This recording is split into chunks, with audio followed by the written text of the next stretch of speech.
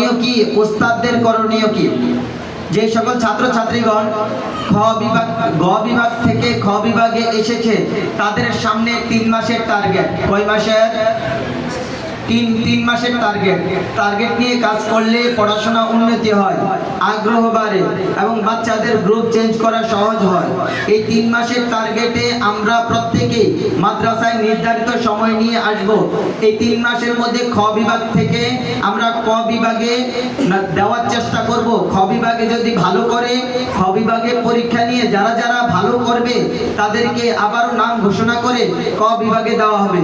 যে সকল ছাত্রছাত্রীগণ গ থেকে খতে আসবে, খ থেকে কতে যাবে, ক থেকে এখন যারা ক বিভাগে গিয়েছেন, যাদের নাম ঘোষণা করেছি, তারা ক বিভাগে ভালো করলে সামনে ক বিভাগের ফাইনাল পরীক্ষা হবে 3 মাস পরে। কয় মাস পরে?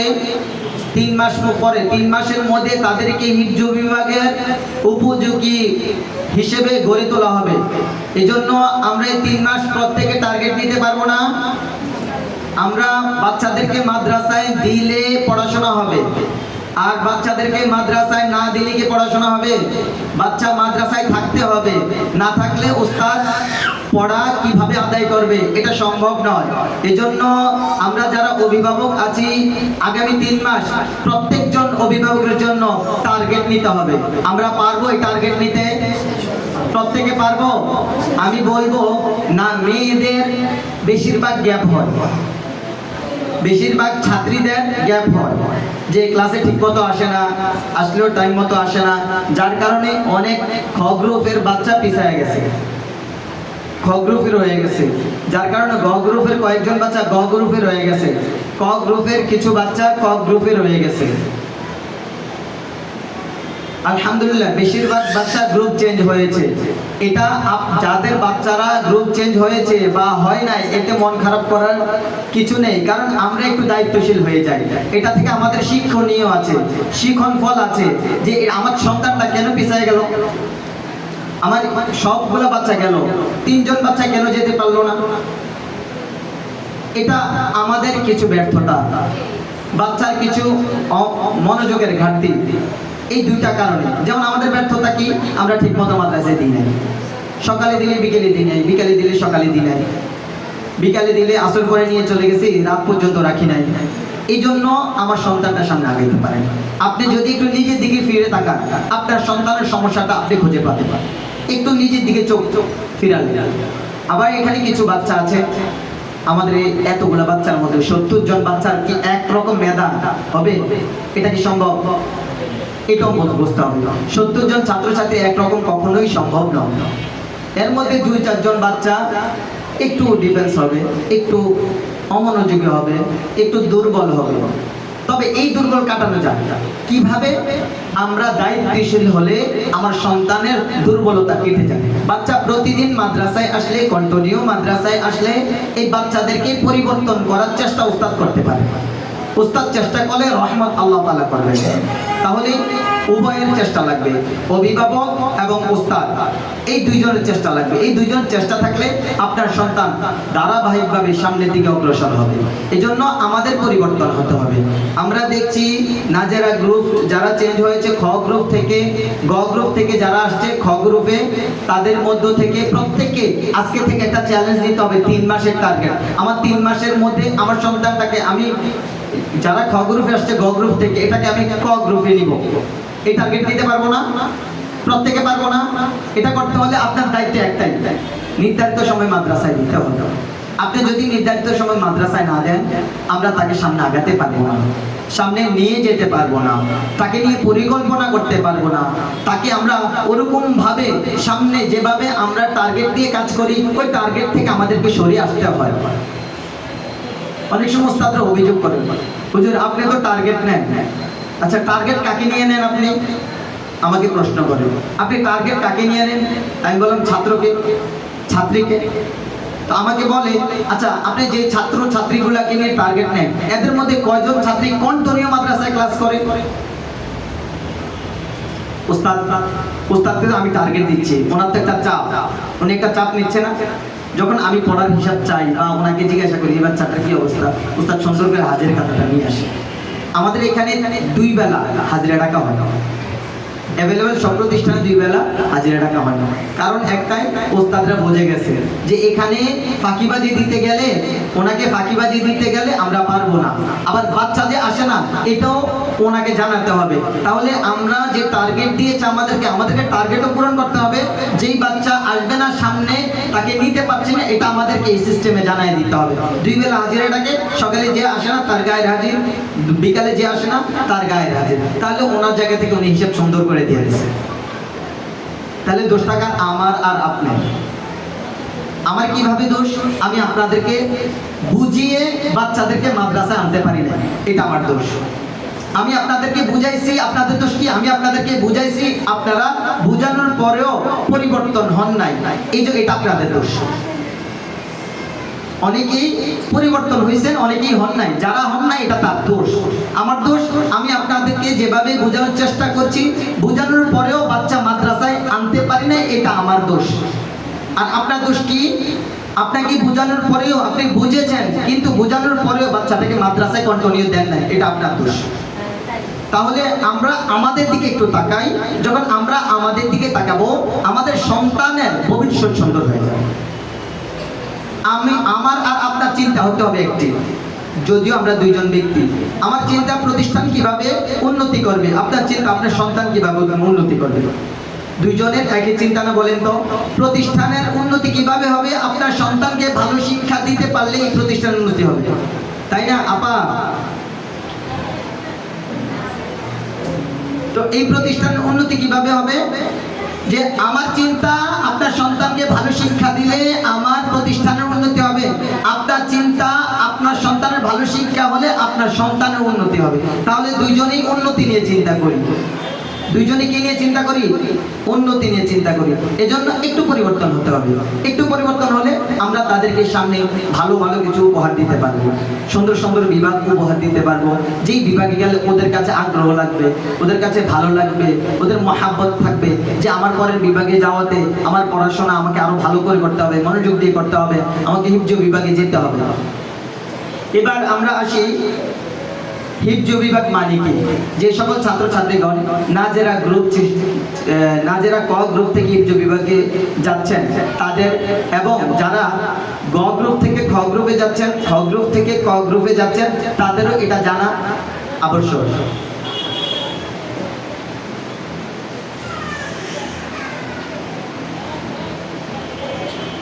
হিফজ মানে কি? হিফজ মানে হলো আল্লাহর অশেষ মেহেরবানিতে পবিত্র কোরআন শরীফের 30 পারা না দেখে নিজের ভিতর ধারণ করাকে হিফজুল কোরআন বলে। হিফজ মানে কি?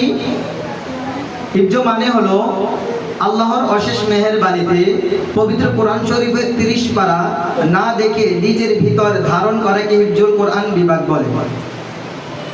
হিফজ পড়াতে হলে আমাদের করণীয় কি? সন্তানকে হিফজুল কোরআনে হাফেজ বানাতে চাইলে বাবা মায়ের করণীয় কি? আমি যে আমার সন্তানকে, আমার নিয়ত আছে, আমার চেষ্টা আছে যে আমার সন্তানটা কোরআনে হাফেজ হোক, সেটাতে আমার করণীয় কি? আমি বাবার করণীয় কি? আমি মার করণীয় কি? সন্তানকে কোরআনে হাফেজ বানাতে চাইলে বাবা মাকে পরিবর্তনশীল হতে হবে। বাবা মাকে কি হতে হবে? যারা হিফজখানে যাচ্ছেন খেয়াল করবেন, অভিভাবক আগে সচেতন হতে হবে। অভিভাবক সচেতন না হলে সন্তানকে সামনে আগাতে পারবেন না। যেমন বাবা মাকে দায়িত্বশীল হতে হবে। সন্তানের জন্য হলেও নিজেকে আমলি হিসেবে গড়ে তুলতে হবে। মা নিজে সন্তানের জন্য হলেও মোবাইল, টেলিভিশন, ইন্টারনেট ইত্যাদি থেকে বিরত থাকতে হবে। আবার বলছি, অভিভাবক দায়িত্বশীল হতে হবে। অভিভাবক কি হতে হবে? 1 নম্বরে দায়িত্বশীল। কি দায়িত্বশীল? হচ্ছে নির্ধারিত সময়ে মাদ্রাসায় সন্তানকে হাজির করতে হবে। আবাসিক হিফজ পড়ালে আবাসিক রাখা অতি জরুরি। আবাসিক রাখলে সন্তানকে তাড়াতাড়ি কোরআনে হাফেজ হিসাবে দেখতে পারবেন। কথাটা সবাই মনোযোগ দিয়ে শুনবেন। আবাসিক থাকলে কোরআনে হাফেজ সন্তানকে তাড়াতাড়ি হিসেবে দেখতে পারবেন যে আপনার সন্তান তাড়াতাড়ি কোরআনে হাফেজ হয়েছে, এটা দেখতে পারবেন। আমরা যে টার্গেট নেই, হিফজ খানের একটা টার্গেট থাকে 3 বছরের মধ্যে সাধারণ মেধার অধিকারী একটি ছাত্রকে, একটি ছাত্রীকে কোরআনে হাফেজ হিসেবে গড়ে তোলা সম্ভব আল্লাহর অশেষ মেহেরবানিতে। এটার জন্য আমরা অনেকেই এটা বলে থাকি, হিফজ কি সবার কপালে আছে? এটা আমরা বলে থাকি। সবাইকে হাফেজ হতে পারে? এটাও বলে থাকি। আমার সন্তান পারবে তো? না, এটা থেকে সরে যাবে। মেধা কে দান করেছেন? আল্লাহ দান করেছেন না? আচ্ছা, আপনার কর্মে আপনার ফল পান, তাই না? আপনি যেই কর্মটা করেন সেটার ফল আপনি কর্ম অনুযায়ী ফল পান, ঠিক না? আপনি একটা কাজ করেন, কাজটা ভালো শিখেছেন, এটাকে কিভাবে শিখেছেন? না করে, না করে। কাজটাকে না করে শিখেছেন না করে শিখেছেন? হ্যাঁ, একজন রাজমিস্ত্রি, সে রাজমিস্ত্রি, সে আগে যোগালি ছিল। কি ছিল? রাত যোগালি ছিল। রাত যোগালি থেকে 3 মাস 4 মাস থাকাতে হয়ে গেছে না? দীর্ঘদিন সে রাত যোগালি ছিল। তারপরে তার ওস্তাদ দেখলো না তার মিস্ত্রির পদ দেওয়া যায়, তার হাতে কিছু কাজ চলে আসছে। তখন তার ওস্তাদ কি বলে? তুমি আমার সাথে মিস্ত্রি কাজে লেগে যাও। রাজমিস্ত্রি তো রাজমিস্ত্রি কাজে যখন লেগে যায়, সে ধরেই তো রাজমিস্ত্রি হয়ে যায় না। এই কাজটাও তাকে দীর্ঘদিন করতে হয়। 1 বছর 2 বছর করার পর সে রাজমিস্ত্রি উপমা পায়, তাই সে পদবি পায়। রাজমিস্ত্রির পরে সে এখন চিন্তা করে আমি কন্ট্রাক্টে কাজ নেব। কি করব? কন্ট্রাক্টে কাজ দেব। আচ্ছা, কাজটা কি সে বেছে নিছে না জোর করে করাইছে? বেছে নিছে না? যে আমি ছোট থেকে কি করলাম? রাত যোগালি কাজ করলাম, অনেকদিন কাজ করার পরে রাজমিস্ত্রি হলাম, রাজমিস্ত্রি থেকে আমি কন্ট্রাক্টর হলাম। তাহলে আমার পদবিটা কি? আমি কন্ট্রাক্টর। এই শব্দটা কিন্তু অনেকটা দামি। কন্ট্রাক্টর সব ক্ষেত্রেই আছে। সে কন্ট্রাক্টে কাজ দেয়, ভালো টাকা সে নিজে পায়, এটা তার কন্ট্রাক্টে কাজ দেওয়ার কারণ। এটা সে নিজে নির্ধারণ করেছে আমি এই কাজটা শিখবো। সে এটা নির্ধারণ না করে সে যদি চিন্তা করতো ছোট থেকেই আমি মাদ্রাসায় পড়বো, কোরআনে হাফেজ হব, যতদিন লাগুক আমি এটার পিছনে লেগে থাকবো। প্রথমত নিয়ত ঠিক করতে হবে যে আমি এটার শেষ পর্যন্ত যাব। আল্লাহ তাআলা বান্দাকে মেধা দিয়ে দিয়েছেন, দিন রাত দিয়ে দিয়েছেন। দিনের মধ্যে কি করবে? আল্লাহ তাআলা তার মেধার মধ্যে অনেকগুলি সাবজেক্ট দিয়ে দিয়েছেন। সে যেটা বেছে নিবে সে সেটার মধ্যেই কামিয়াবি হবে। তাহলে যদি আমাকে শুধুই হুজুর বানাইতে, আমি যদি শুধু হুজুরে হই, এটা আমার নসিবে না? আমি এটা বেছে নিছি, আমি এটা বেছে নিছি না? আমি এটা না করে তো আমি মাস্টার হতে পারতাম। আমি জেনারেল লাইনে পড়লে মাস্টার হতে পারতাম না? তো আমি যদি জেনারেল লাইনে পড়ে ইঞ্জিনিয়ারিং পড়তাম, আমি ইঞ্জিনিয়ার হতাম। ওকালতি পড়লে উকিল হতাম, ডক্টরি পড়লে ডক্টর হতাম। এটা যে যার মতো করে বেছে নিচ্ছে। আল্লাহ তাআলা মেধা দান করে রেখেছেন। আমরা যেই কথাটা বলি আমাদের সন্তান, সবার সন্তান কি হাফেজ হওয়া সম্ভব? এটা থেকে প্রথমত বের হতে হবে। অবশ্যই সম্ভব। আল্লাহ তাআলা মেধা দান করেছেন, আপনি কোন জায়গায় লাগাবেন এটা আপনাকে ডিসাইড করতে হবে। আপনি যদি নিজে ডিসাইড করতে পারেন আপনার সন্তানকে কোরআনে হাফেজ বানাবেন, আর আপনি নিজে আমল করবেন আর আল্লাহর কাছে দোয়া করবেন, মহান রব্বুল আলামিন আপনার এই দোয়াকে কবুল করে আপনার সন্তানকে কোরআনে হাফেজ বানিয়ে দিবেন। বুঝেন নাই মনে হয়? মা বাবার দোয়া কখনো সন্তানের জন্য বিফলে যায় না। মা বাবার দোয়া কখনোই সন্তানের জন্য বিফলে যায় না। প্রথমত পরিবর্তন হতে হবে। আমরা দায়িত্বশীল হব, চেষ্টা করব বাচ্চাদেরকে মাদ্রাসায় আবাসিক দেওয়ার। এটা প্রত্যেকের নিজের মন থেকে পরিবর্তন হতে হবে, ত্যাগ স্বীকার করতে হবে। আমরা যারা এখানে আছি আলহামদুলিল্লাহ সবাই ভালো ফ্যামিলির, আমাদের সন্তানরা ভালো ফ্যামিলির সন্তান, আমাদের ছাত্ররা ভালো ফ্যামিলির ছাত্র, যাদের অ্যাভেল অভাব নাই, যারা চলতে পারে। যেহেতু তারা চলতে পারে, তাদের মধ্যে পরিবর্তন আসলে আপনার এই সন্তানটা হাফেজ হবে, হাফেজের পর মাওলানা হবে, মাওলানার পর মুফতি হবে, মুফতির পর মুহাদ্দিস হবে। আপনার সন্তান হুজুর হইয়া, মাওলানা হইয়া, মুফতি হইয়া, মুহাদ্দিস হইয়া টাকা ইনকাম করা লাগবে না, কারণ আপনি ওই সন্তানকে চলার মতো এবিলিটি আপনাদের আছে। আমার সন্তান যদি ইনকামও না করে চলার মতো এখানে যারা অভিভাবক আছেন প্রত্যেকের আছে, আমরা যতটুকু জানি। এই জন্য আমরা প্রত্যেকে দ্বীনের জন্য, ইসলামের জন্য আমার সন্তানকে কোরআনে হাফেজ হিসাবে গড়ে তোলার চেষ্টা করব ইনশাআল্লাহ। এবার চলেন হিফজ বিভাগের পড়া। হিফজ বিভাগের পড়া হচ্ছে সবক, এটা খুব মনে রাখবেন, প্রত্যেকে খুব মনোযোগ দিয়ে শুনবেন। হিফজ বিভাগের পড়া কি? সবক, সাত সবক, আমুক্তা, সবকের পারা, সবিনা, তিলাওয়াত। পড়া কয়টা? 6টা। পড়া কয়টা? কোরআন কয়টা? কোরআন কয়টা? বিষয় কয়টা? বুঝে থাকলে প্রত্যেকেই উত্তর দিবেন। বিষয় সবক, বলেন কি? সবক, 7 সবক, আমুক্তা, সবকের পারা, সবিনা, তিলাওয়াত। পড়া কয়টা? 6টা পড়া। একটু ভিতর থেকে আলোচনা করব। সবক মানে কি? সবক মানে নতুন পড়া, মুখস্থ করা। সবক পড়া কি? সবক মানে হচ্ছে নতুন পড়া, মুখস্থ করা। সবক মুখস্থ কখন করা হয়? সবক মুখস্থ করা হয় মাগরিবের পর থেকে রাত 9টার মধ্যে, এবং সবক দিতে হয় ফজরের নামাজের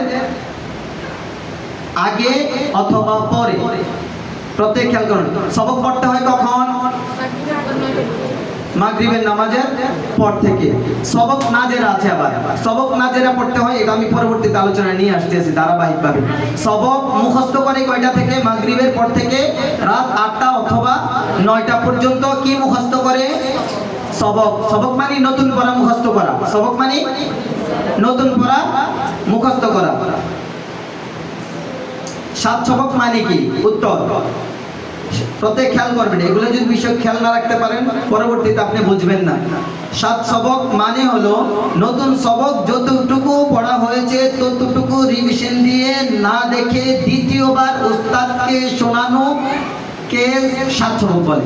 আবার বলছি, 7 সবক মানে হচ্ছে নতুন যে সবকটা পড়ছে, যে সবকটা গতকালকে পড়ছে, আজকে সে আবার নতুন সবক পড়ছে। গতকালকে যেই পড়াটা পড়ছে এটা আবার উস্তাদকে আজকে সকালে না দেখে পড়া শোনাতে হবে। এটার নাম 7 সবক। সবক নতুন পড়া মুখস্থ করা। 7 সবক নতুন পড়ার আগে যে পড়া ছিল এটাকে বলে 7 সবক। ওই পড়াটা না দেখে উস্তাদকে পরের দিন শোনানোকে কি বলে? 7 সবক বলে। 7 সবক কখন শোনাতে হয়? 7 সবক শোনাতে হয় ফজরের নামাজের পর থেকে সকাল 8টার মধ্যে।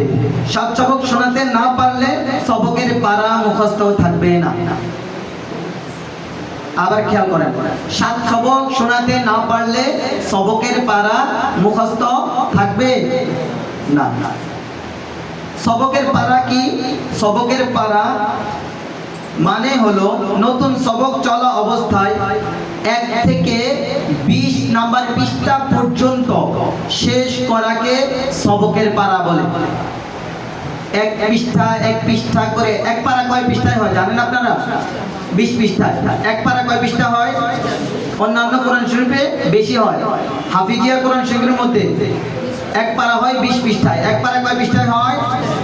20 পৃষ্ঠায় এক পারা হয়। আপনার সন্তান 1 পৃষ্ঠা করে 20 দিনে 20 পৃষ্ঠা শেষ করলো। 20 দিনে 20 পৃষ্ঠা শেষ করার পরে একসাথে 1 থেকে 20 পৃষ্ঠা পড়া শোনানোকে সবকের পারা বলে। বুঝছেন তো? 1 থেকে 20 পৃষ্ঠা সে এক পৃষ্ঠা করে সবক দিয়ে 20 দিনে 20 পৃষ্ঠা পড়লো। 20 পৃষ্ঠার পরে এই 20 পৃষ্ঠাকে তাকে একসাথে শোনাতে হবে। একটু আগে কি বলছিলাম? 7 সবক না শোনাতে পারলে সবকের পারা ভুলে যাবে। কি বলছিলাম? একটার সাথে একটা কিন্তু মিল আছে। একটা ছাড়বেন আরেকটা ক্ষতি হয়ে যাবে। 7 সবক যদি ইয়াদ না থাকে, 1 থেকে 7 পৃষ্ঠা 7 সবক হয়েছে, 7 পৃষ্ঠার মধ্যে 2 পৃষ্ঠা ইয়াদ নাই। 7 পৃষ্ঠার মধ্যে কয় পৃষ্ঠা ইয়াদ নাই? ইয়াদ মানে মুখস্থ। ও সবক 8 নাম্বার পৃষ্ঠা। 7 সবক হয়েছে কয় পৃষ্ঠা? 7 পৃষ্ঠা। 1 থেকে 7 পৃষ্ঠা 7 সবক হয়েছে। বুঝেছেন? 8 নাম্বার পৃষ্ঠা কি? সবক। তাহলে 1 থেকে 7 পৃষ্ঠা এটা 7 সবক, তাকে পরের দিন শোনাতে হবে।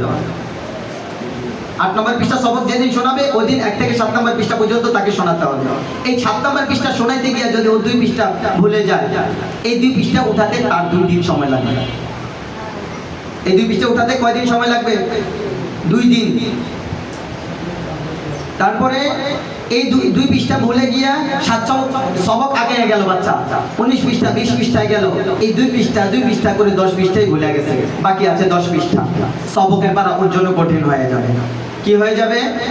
সবকের পারা সে 1 সপ্তাহ শোনাতে মুশকিল হয়ে যাবে। অথচ সবকের পারা 1 দিন অথবা 2 দিনে শোনানো লাগে। কয় দিনে শোনানো লাগে? সবকের পারা কয় পৃষ্ঠা? 20 পৃষ্ঠা। সবকের পারা কয় পৃষ্ঠা? 1 পারা। কয় পারা? 1 পারা। এটা হচ্ছে সবকের পারা। এই 1 পারাকে একসাথে আধা পারা করে 2 বারে শোনাবে। আধা পারা করে 20 পৃষ্ঠা। আধা পারা হচ্ছে 10 পৃষ্ঠায়। আধা পারা কয় পৃষ্ঠায়? 10 পৃষ্ঠায়। তাহলে আধা পারা করে একদিনে 2 বার শোনাবে 1 পারা, পরের দিন পুরা পারা একসাথে পুরা 20 পৃষ্ঠা একসাথে শোনাবে। যখন পুরা 20 পৃষ্ঠা একসাথে শোনাতে পারলো, তার পুরাটা পারা ইয়াদ হয়ে গেল, মুখস্থ হয়ে গেল। আমরা সবকের পারে আসলাম। তারপরে আমুক্তা। আমুক্তা মানে কি? আমুক্তা মানে 1 থেকে 5 পারা পর্যন্ত আপনার সন্তানের মুখস্থ হয়েছে।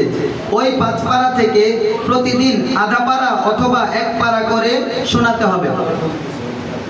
আপনার সন্তানের 1 থেকে 5 পারা মুখস্থ হয়েছে। কথা বুঝলেন? কয় পারা মুখস্থ হয়েছে? আপনার সন্তান 5 পারার হাফেজ। কয় পারার হাফেজ? এই 5 পারা থেকে আপনার সন্তানকে প্রতিদিন 1 পারা, কম হলে আধা পারা শোনাতে হবে পিছনের পারা থেকে। এটাকে বলা হয় আমুক্তা। কি বলা হয়? আমুক্তা বলা হয়। এই আমুক্তা যদি না শোনাতে পারে, পিছনের পারা আস্তে আস্তে ভুলতে থাকে। পরবর্তী কথায় আসি।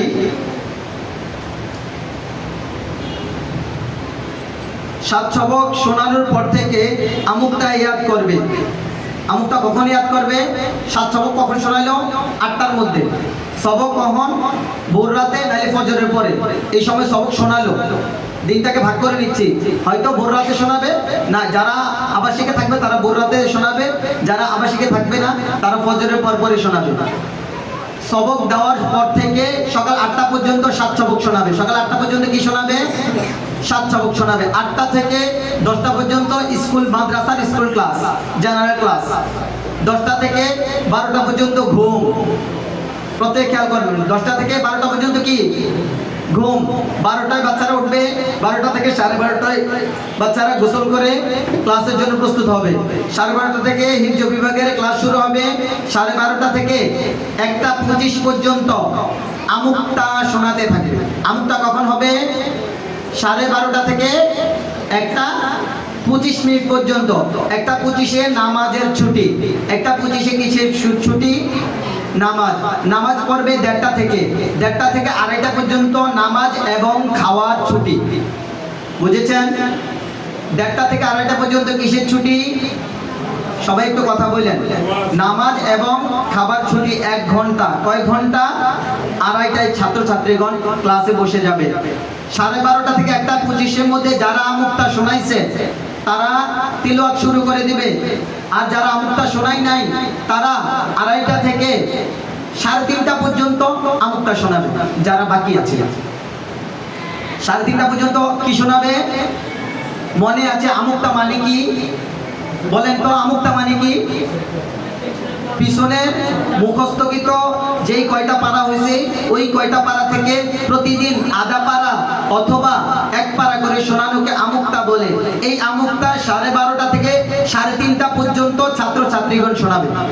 3:30টার পরে কয়টা গেল? সবক, 7 সবক, আমুক্তা, সবকের পারা। 4টা গেল না? 4টা গেছে নি? এবার আসেন তিলাওয়াত। হিসাবে পাইছেন সবক কখন পড়ে? শোনায় কখন? ফজরের আগে অথবা পরে। 7 সবক, সবকের পর থেকে 8টা পর্যন্ত। আমুক্তা 12:30টা থেকে, সবকের পারাটা তো বললাম পারা শেষ হলে এটা শোনাবে। আমুক্তা 12:30টা থেকে 3:30টা পর্যন্ত। মাঝখানে নামাজ এবং খাওয়া দাওয়ার 1 ঘন্টা সময় আছে। 3:30টার পরের কাজ, 3:30টার পরের কাজ হচ্ছে তিলাওয়াত। কি তিলাওয়াত? পিছনের যেই পারাগুলি পড়ছে এর মধ্যে তো আজকে মাত্র আধা পারা শোনাইছে, বাকি 4.5 পারা এটা তিলাওয়াত করতে হবে। 4.5 পারা থেকে প্রতিদিন 3 পারা করে তিলাওয়াত করবে। প্রতিদিন কয় পারা তিলাওয়াত করবে? 3 পারা তিলাওয়াত করবে। যদি প্রতিদিন এটা তিলাওয়াত না থাকে পিছনের পারা ভুলে যাবে। পিছনের পারা কি হবে? সবাই কথা বুঝতে পারতেছেন তো? এবার চলে, যখন পিছনের পারা ভুলে যাবে আরেকটা অপশন রয়েছে। কয়টা বুঝাইছি? 5টা না? সবক, 7 সবক, আমুক্তা, সবকের পারা, তিলাওয়াত, কয়টা বুঝাইছি? অপশন কয়টা? 6টা। 6 নাম্বার অপশন হচ্ছে সবিনা। কি? সবিনা। সবিনা মানে কি আবার? সবিনা মানে হচ্ছে আপনার সন্তানের 3 পারা হয়েছে, 5 পারা হয়েছে, 10 পারা হয়েছে। সবিনায় সপ্তাহে একদিন হয়, প্রত্যেক বৃহস্পতিবারে। সবিনা কি বারে হয়? বৃহস্পতিবারে। সবিনা মানে কি হচ্ছে পিছনের পারা থেকে এক সপ্তাহে 3 পারা অথবা 5 পারা না দেখে শোনানোকে সবিনা বলে। সবিনা কাকে বলে? পিছনের 5 পারা থেকে 3 পারা থেকে যাদের 5 পারা হয়েছে, 10 পারা হয়েছে, 3 পারা হয়েছে, এই যে 3 পারা কমপক্ষে সবিনাতে সে 5 পারা পড়তে হবে। কয় পারা পড়তে হবে? যার 10 পারা হয়েছে সে যদি কমও পড়ে 5 পারা পড়তে হবে। এই সবিনা যদি না পড়ে পিছনের পারা ভুলে যাবে। কি করবে? পিছনের পারা ভুলে যাবে। এবার আসি, উপরোক্ত 6টি পড়া থেকে যে কোনো একটি পড়া ছুটে গেলে 6টি পড়াই ক্ষতিগ্রস্ত হয়ে থাকে। একটু ভালো করে মনোযোগ দিয়ে এই কথাটা শুনবেন। উপরোক্ত 6টি পড়া থেকে যেই কোনো একটি পড়া ছুটে গেলে 6টি পড়াই ক্ষতিগ্রস্ত হয়ে থাকে। যেমন সবকের সময় মাদ্রাসায় উপস্থিত না থাকলে অথবা সবক দিতে না পারলে 7 সবক ইয়াদ থাকবে না। সবক থেকে শুরু করলাম আবার। সবকের সময় মাদ্রাসায় উপস্থিত না থাকলে অথবা সবক দিতে না পারলে 7 সবক ইয়াদ থাকবে না। 7 সবক ইয়াদ না থাকলে 7 সবক উস্তাদকে শোনাতে পারবে না। ইয়াদ না থাকলে কি শোনাতে পারবো? হ্যাঁ, সম্ভব। আমি পড়াটা ভুলে গেছি, আমি এখন কিভাবে দিব? সম্ভব দিক এটা? কেউ পারবে? 7 সবক না শোনাতে পারলে আমুক্তা পড়ার সুযোগ পাবে না। তখন সে 7 সবকের যে কয়টা পৃষ্ঠা ভুলে গেছে ওটা নিয়ে ব্যস্ত থাকবে। কথাকে বুঝাইতে পারলাম? 7 সবক না শোনাতে পারলে আমুক্তা সে ধরবে না। উস্তাদ বলবে তুমি 7 সবকই ইয়াদ করো। এটা ইয়াদ না করলে তুমি কালকে 7 সবক শোনাতে পারবে না। কমপক্ষে আগামী দিনের জন্য তো তাকে রেডি করতে হবে নাকি? আমুক্তা 7 সবক ইয়াদ না থাকলে আমুক্তা পড়ার সুযোগ পাবে না। আমুক্তা পড়ার সুযোগ পাবে? আমুক্তা না পড়লে আমুক্তা ইয়াদ থাকবে না। আমুক্তা ইয়াদ না থাকলে উস্তাদকে আমুক্তা শোনাতে পারবে না। আমুক্তা না শোনাতে পারলে পিছনের মুখস্থ করা পারা ভুলে যাবে। সবাই বুঝেছেন? চলেন এটা কিভাবে? এখানে তো তিলাওয়াতের একটা অপশন আছে। আমুক্তা সে 7 সবক শোনাতে না পারার কারণে সে আমুক্তার সময় 7 সবক ইয়াদ করলো। ইয়াদ করলো কি? 7 সবক। 7 সবক ইয়াদ করতে গিয়ে আমুক্তার সময় খেয়ে ফেলছে। এবার আমুক্তার সময় তা যা চলে যাবে তিলাওয়াতে। কোথায় চলে যাবে? বলছিলাম না তিলাওয়াত আছে একটা? তিলাওয়াত। তিলাওয়াতের সময় থাকে 1 ঘন্টা। কয় ঘন্টা? এই 1 ঘন্টা সে চেষ্টা করবে আমুক্তা ইয়াদ করবে। আমুক্তা ইয়াদ করবে আধা পারা। তিলাওয়াত 3 পারা। বাদ গেল কয় পারা? আধা পারা ঠিক করতে গেলে 3 পারা বাদ হয়ে গেল। 3 পারা কি হয়ে গেল? তিলাওয়াত বাদ হয়ে গেল। এইভাবে যদি তিলাওয়াত বাদ হতে থাকে তখন কি পিছনের পারা ইয়াদ থাকবে? ধরেন 6 পারা হইল আপনার সন্তানের, আজকে 3 পারা তেলাওয়াত করতে পারলো না, কালকে 3 পারা তেলাওয়াত করতে পারলো না। এভাবে ধারাবাহিক একদিন পর পর যদি হয় তাহলে পিছনের পারা ভুলে যাবে সে। যখন পিছনের পারা ভুলে যাবে তখন ছাত্রছাত্রীগণ মাদ্রাসায় না আসার জন্য বিভিন্ন অজুহাত খুঁজতে থাকবে। মনে রাখবেন, যখন আপনার সন্তান পিছনের পাড়া বলে যাবে তখন মাদ্রাসায় না আসার জন্য বিভিন্ন অজুহাত খুঁজতে থাকবে। যেমন, আম্মু আমার আজকে শরীরটা ভালো লাগছে না, আমার মাথা ব্যথা, আমার পেটে ব্যথা, ওস্তাদ আমাকে বেশি বকে, ওস্তাদ আমাকে মার দেয়, ওস্তাদ আমাকে পড়ার জন্য চাপ দেয়, ওস্তাদ আমাকে ভালোবাসে না, আমি মাদ্রাসায় পড়বো না, আমি স্কুলে পড়বো। এগুলো আসবে কিনা? অজুহাতগুলো আসবে না? তখন দোষটা কার? যেই অসুখগুলো দেখা যায় না সেই অসুখগুলো তার হতে থাকবে। যেই অসুস্থগুলো দেখা যায় না, মাথা ব্যথা, আপনি দেখেন আমার চোখটা কেমন জানি করছে, আম্মু মাথা ব্যথা করে, ও জানে যে চোখের সাথে মাথার একটা কানেকশন আছে, ওইটা জানে যে এটা তো আম্মু ধরতে পারবে, ডাক্তার কাছে গেলে একটা ওষুধ দিয়ে দিবে, এটাও বুঝে, ডাক্তার কাছে একটা ওষুধ দিবে, আমি বলবো মাথা ব্যথা আছে, ডাক্তার তো আর পরীক্ষা না করলে বুঝতে পারবে না কিসের থেকে মাথা ব্যথা, এটা বুঝতে পারবে নাকি? ডাক্তার অনুমান করে একটা ওষুধ দিয়ে দিবে, তাই না? এটা দেখা যায়। পেটে ব্যথা, এটা কি দেখা যায়? আপনি দেখতে পারবেন ও পেটে হাত দিয়ে, আম্মু আমার পেটটা আজকে অনেক ব্যথা, আম্মু আজকে মাদ্রাসায় যাবো না, আমার শরীরটা। মূলত সমস্যা কোন জায়গায়? পিছনের পাড়ায়। কোন জায়গায়? পিছনের পাড়া দাঁড়িয়ে আছে। এবার পরেরটা হচ্ছে ও ভালো লাগে না, আজকে যাবো না, আমার শরীরটা দুর্বল লাগে, আমাকে ওস্তাদ বকে, আমাকে ওস্তাদ মারে, আমি মাদ্রাসায় আর পড়বো না। মাদ্রাসায় পড়বো না কেন? আমার ভালো লাগে না মাদ্রাসায় পড়তে, মাদ্রাসা অনেক পিটায়, অনেক মারে, আম্মু তুমি জানো না, আব্বু তুমি বিশ্বাস করো না। তখন আমরা সন্তানের কথা বিশ্বাস করি, থাক আর মাদ্রাসায় পড়ার দরকার নাই। এইগুলা হওয়ার কারণ আরেকটা আছে, সেটা হচ্ছে আপনি যে সন্তানকে আবাসিক দেন নাই, মাদ্রাসায় সন্তানটা আবাসিকে নাই, এজন্য সে কি পিছনের পাড়া ঘুরতেছে, বাসায় গেছে, কথা একটু শুনি, বাসায় গেছে, আপনি টাসমা, আমি একটু বলছি না, অভিভাবককে কি হতে হবে? পরিবর্তনশীল হতে হবে।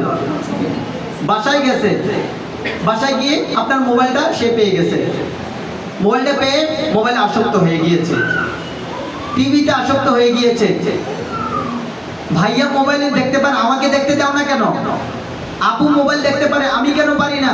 আপনি বলছেন ও তো স্কুল পড়ে, তুই তো মাদ্রাসায় পড়িস, তাহলে আমাকে স্কুল দাও, সহজ সমাধান। আমি কেন মাদ্রাসায় পড়বো? আমি মোবাইল দেখবো, স্কুল পড়বো, স্কুল পড়লে যেহেতু মোবাইল দেখা যায়, তাহলে মোবাইলটা তো আমার কাছে অনেক ভালো লাগে, অনেক মজার জিনিস। এই জন্য বোন ভাই, আমাদের প্রথমত যারা কোরআনে হাফেজ হিসাবে সন্তানকে গড়তে চাই, আমাদের মা বাবাকে পরিবর্তন হতে হবে। আমাদের এখানে আমরা আবাসিক অলরেডি ঘোষণা করা হয়েছে এবং আগামী বছর আবাসিকে ভিআইপি আবাসিক করবো ইনশাআল্লাহ। জানুয়ারি মাস থেকে সিটের ব্যবস্থা করা হবে, এসির ব্যবস্থা করা হবে। 10 জন স্টুডেন্ট আমরা অথবা নিব, বেশি নিব না, ভিআইপিতে অ্যাভেলেবেল নেব না। আবাসিক যারা এভাবে করতে চান আবাসিক করতে পারবেন, কোনো সমস্যা নেই। আবাসিক দিলে সন্তানের পড়া হবে। একেবারে অসম্ভব হলে মায়ের কোলে রেখে কোরআনে হাফেজ বানাতে চাইলে আপনার বাসাটাকে আবাসিক মাদ্রাসা বানাতে হবে। আপনার বাসাটাকে আবাসিক মাদ্রাসা বানাতে হবে। আপনাকে তাহাজ্জুদ করতে হবে, বাবাকে তাহাজ্জুদ করতে হবে, মাকে তাহাজ্জুদ করতে হবে। যখন আপনি তাহাজ্জুদ করে আল্লাহর কাছে দুহাত তোলে চোখের পানি ছেড়ে দিবেন, আপনার জন্য না হোক আপনার সন্তানের জন্য আল্লাহ কবুল করবে। আপনার জন্য না হোক, মা বাবার দোয়া কখনো আল্লাহর কাছে আল্লাহ বিফলে দেন না। এই জন্য আমরা প্রত্যেকেই আমরা আমলের মধ্যে ডুবে যাব, আমল এমন ভাবে করব, আমরা আল্লাহর কাছে আরজি করব, ও আল্লাহ তুমি আমার সন্তানটাকে আজকে হিফজ বিভাগে যাওয়ার তৌফিক দিয়েছ। তুমি তো সেই আল্লাহ যেই আল্লাহ তাকে কোরআনে হাফেজ হিসাবে আমাকে উপহার দিতে পারো। তিনি সেই আল্লাহ না? যেহেতু হিফজ বিভাগে ঢোকানো হয়েছে, আমি চাই আমার সন্তানটা হিফজ কমপ্লিট করে আমার বুকে ফিরে আসুক। আমরা এই কথাটা আল্লাহর কাছে বলতে পারবো না? দু চোখের পানি ফেলে দিয়ে তাহাজ্জুদ নামাজ আদায় করে, 5 ওয়াক্ত নামাজ আদায় করে, আমরা ইশরাকের নামাজ আদায় করে যখন আল্লাহর কাছে বলবো, শুধু আল্লাহ এই জন্য তোমার দিন শিখাইতেছি, আমি তোমাকে ভালোবাসি, তোমার দিনকে ভালোবাসি, তোমার রাসূলকে ভালোবাসি, এজন্য আমার সন্তানটাকে আমি দিনের পথে দিয়েছি, আমি চাই আমার সন্তানটা কোরআনে হাফেজ হোক। এই আরজিটা আল্লাহর কাছে করতে পারবো না? আমরা পারবো না? এই সন্তানটা প্রাথমিক শিক্ষার পাশাপাশি কোরআনে হাফেজ হবে ক্লাস 5 এর মধ্যে, আর কোরআনে হাফেজ হওয়ার পরে তাকে আপনি জেনারেলে পড়াইলেন, সমস্যা নাই। তাকে আপনি কিতাবখানায় পড়াইলেন, কোনো সমস্যা নাই। তাকে আপনি মাওলানা বানাইলেন, কোনো সমস্যা নাই। তাকে ডাক্তার বানাইলেন, কোনো সমস্যা নাই। তাকে উকিল বানাইলেন, কোনো সমস্যা নাই। ব্যারিস্টার বানাইলেন, কোনো সমস্যা নাই। আগে প্রাথমিক শিক্ষার পাশাপাশি আপনার সন্তানকে কোরআনে হাফেজ হিসেবে গড়ে তুলুন। আপনি একজন নেককার সন্তানের মা বাবা হিসেবে নিজেকে পরিচয় আল্লাহর কাছে তুলে ধরুন। তখন আপনিও আল্লাহর কাছে আযাবের মধ্যে পড়বেন না। দুনিয়াতে আপনি একজন সফলকাম মা বাবা, আখিরাতে আপনি একজন জান্নাতি মা বাবা। এজন্য আমরা আমাদের সন্তানদেরকে দ্বীনের পথে রাখবো, কোরআনে হাফেজ বানাবো। আমার ছেলে ডাক্তার হবে, ডাক্তারি করবে, অসৎ পথে নয়, সৎ পথে। আমার ছেলে ডাক্তার হয়ে একজন রোগী আসবে, সেখানে দ্বীনের দাওয়াত দিবে। উকিল হবে, ওকালতি করবে, হক কথা বলবে। সে ম্যাজিস্ট্রেট হয়ে ম্যাজিস্ট্রেটগিরি করবে, সেখানে হক কথা বলবে। সেখানে ইসলামের ঝান্ডা সে তুলে ধরবে।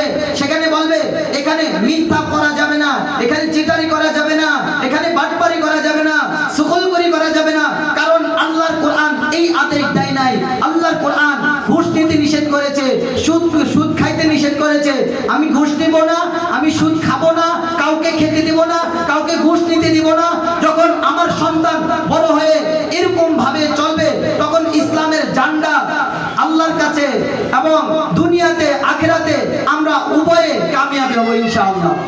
তো আমরা যারা চেষ্টা করব যে আমি যাদের নাম ঘোষণা করেছি, তারা আমরা হিফজ অনুষ্ঠান করব। অনুষ্ঠানের বাকি আলোচনাগুলো করছি।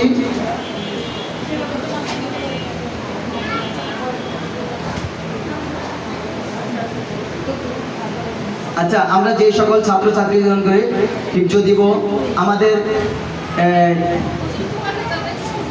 হ্যাঁ আসছিলেন না আপনি? আচ্ছা বসেন একটু। আমাদের নার্সারি বিভাগ থেকে 6 বছরের বাচ্চারা 51 জন ছাত্রছাত্রী নাজেরা গ বিভাগে উত্তীর্ণ হয়েছে, কোরআন শরীফ নিবে। নার্সারি থেকে কতজন? 51 জন ছাত্রছাত্রী কোথায় যাচ্ছে? কোরআন শরীফ নিয়ে নাজেরা গ বিভাগে উত্তীর্ণ হচ্ছে। নাজেরা ক বিভাগ থেকে ছেলে মেয়ে মিলিয়ে নাজেরা ক বিভাগ থেকে 29 জন ছাত্রছাত্রী হিফজ সবক নেবে। আমাদের এই বছরে হিফজ সম্পন্ন করেছেন 6 জন ছাত্রছাত্রী। ধারাবাহিকভাবে গ্রুপ চেঞ্জ হবে। অনুষ্ঠানের স্থান মাদ্রাসার প্রাঙ্গণ। আমরা অনুষ্ঠান হবে নভেম্বরের 8 তারিখ 2025 রোজ শনিবার সকাল 9টায় শুরু হবে। একটু বসেন। প্রতি ফ্লোরে সাউন্ড সিস্টেম থাকবে। খেয়াল করবো, প্রত্যেকটি ফ্লোরে সাউন্ড সিস্টেম থাকবে। প্রত্যেকটি ফ্লোরে একটি করে প্রজেক্টর থাকবে। আমাদের এখানে 5টা ফ্লোরে আমরা আশা করি 5টাতে আমরা প্রজেক্টর দেব। অনুষ্ঠানের পর খাবারের ব্যবস্থা থাকবে। বিভিন্ন মাদ্রাসা থেকে কিছু আলেম ওলামাকে দাওয়াত করব। তিনারা দোয়া করবেন, সবক দিবেন। ভালো ভালো হাফেজদেরকে দাওয়াত করব, যিনারা আসলে আমাদের সন্তানরা আগ্রহী হবে। আমরা হিফজ বিভাগে যারা যাবে এবং নাজেরা বিভাগে যারা উত্তীর্ণ হয়েছে, তাদের জন্য একটি উত্তীর্ণ ফরম তৈরি করা হয়েছে। উত্তীর্ণ ফরমটি আমরা যারা হিফজ বিভাগে আমাদের সন্তানরা যাবে, তারা আজকে নিয়ে যাব। নাজেরা বিভাগে যারা কায়দা বিভাগ থেকে যারা নাজেরা বিভাগ উত্তীর্ণ হয়েছে, তারা ফরমটি নিয়ে যাবেন। আর যারা গ্রুপ চেঞ্জ হয়েছে, তাদের ফরম নিতে হবে না, তারা তো গ্রুপ চেঞ্জ হবে, তাদের ফরম নেওয়া লাগবে না। শুধু হিফজ বিভাগে যারা উত্তীর্ণ হয়েছে আর কায়দা বিভাগ থেকে নাজেরা বিভাগে যে সকল ছাত্রছাত্রীগণ উত্তীর্ণ হয়েছে, তারা ফরমটি উত্তীর্ণ ফরম নিয়ে যাবেন। উত্তীর্ণ ফরম জমা দিবেন 23 তারিখ বৃহস্পতিবার। আজকে তো 20 তারিখ, কালকে 21, 22 তারিখ, কালকে বুধবার, মঙ্গলবার, বুধবার, আজকে আজকে সোমবার, সোমবার, মঙ্গল, বুধ, বৃহস্পতিবার, 23 তারিখে, 23 তারিখ আমরা এই উত্তীর্ণ ফর্মটা জমা দেব। এই উত্তীর্ণ ফর্ম থেকে 23 তারিখ বৃহস্পতিবার, উত্তীর্ণ ফর্ম থেকে আমরা উত্তীর্ণ পত্র তৈরি করব। উত্তীর্ণ ফর্ম থেকে কি করব? উত্তীর্ণ পত্র তৈরি করব। যেদিন সবক দিব বাচ্চাদেরকে উত্তীর্ণ পত্রটা লেনদেন করে আমরা বাচ্চাদেরকে দিব। স্মৃতিস্বরূপ বাচ্চাদের কাছে থাকবে, আমি কত তারিখে হিফজ দিয়েছি, কতটুকু রেজাল্ট করেছি, আমার কেমন কি ছিল, সব কিছু মিলে স্মৃতিস্বরূপ এটা প্রত্যেকের বাসায় থাকবে। আমরা এই অনুষ্ঠানের জন্য একটা নির্ধারিত অ্যামাউন্ট ধরা হয়েছে, যেহেতু এখানে ভালো একটা খরচ হবে, বাৎসরিক অনুষ্ঠানও বড় হবে। এটা আপনারা ফর্ম এখান থেকে নেবেন, এখান থেকে নিলে এখান থেকে জানিয়ে দেবে ব্যালেন্সটা কত ধরা হয়েছে। এটা সকলের জন্যই, নাইলে আমরা এই অনুষ্ঠানটা সাজাতে পারবো না। এটা শুধু তাদের জন্য ব্যালেন্সটা ধরা হয়েছে যাদের সন্তান হিফজ এবং নাজেরা বিভাগে যাবে, গ্রুপ চেঞ্জ তাদের জন্য নয়। যারা নতুন করে হিফজ বিভাগে যাবে এবং নতুন করে কায়দা বিভাগ থেকে নাজেরা গ বিভাগে আসবে, ইনশাআল্লাহ আমি যে আলোচনাগুলো বললাম হিফজ বিভাগ এবং নাজেরা বিভাগ নিয়ে, ইনশাআল্লাহ আপনি আরো ভালো করে জানতে পারবেন। পরবর্তীতে আবার যোগাযোগ করবেন। আমরা যখন হিফজখানায় যাবে তখন একটা তথ্য বই দিব আমরা বাচ্চাদেরকে, প্রতিদিনের পড়ার তথ্য এটার মধ্যে লেখা থাকবে। আর আপনারা ফর্মটা নিয়ে যাবেন, আর যে ব্যালেন্সটা বলা হচ্ছে যখন ফর্মটা জমা দিবেন সাথে ব্যালেন্সটা জমা দিয়ে দেবেন ইনশাআল্লাহ। তো ইনশাআল্লাহ সবাই সবার জন্য দোয়া করব। এতক্ষণ যে আলোচনা করেছি, প্রথমত আমাদের অভিভাবকদের আমলি হতে হবে, মাদ্রাসায় আসা যাওয়ার টাইম ঠিক করতে হবে। হিফজ পড়লে কমপক্ষে আবাসিক করাটা বেশি জরুরি, আবাসিক না হলে ডে কেয়ার হলেও করতে হবে। একেবারে যদি আবাসিক সম্ভব না হয় ডে কেয়ার বাধ্যতামূলক। অনাবাসিকে হিফজ করা মুশকিল, আইসা যাইয়া 3 বেলা আসা যাওয়া করে হিফজ করা মুশকিল, সম্ভব নয়। আমরা দেখেছি কিছু বাচ্চা আমাদের এখন আসা যাওয়া করে পড়ে, তো পড়াশোনার উন্নতি পাচ্ছি না আমরা। এই জন্য আবাসিক সম্ভব হলে আবাসিক করবেন, আর যদি সম্ভব না হয় ডে কেয়ার হলেও করতে হবে। অনাবাসিক হিফজখানে আমরা সামনে আগাবো না ইনশাআল্লাহ। আসসালামু আলাইকুম ওয়া রাহমাতুল্লাহি ওয়া বারাকাতুহু। হুজুর দোয়া করবেন, একটু বসেন।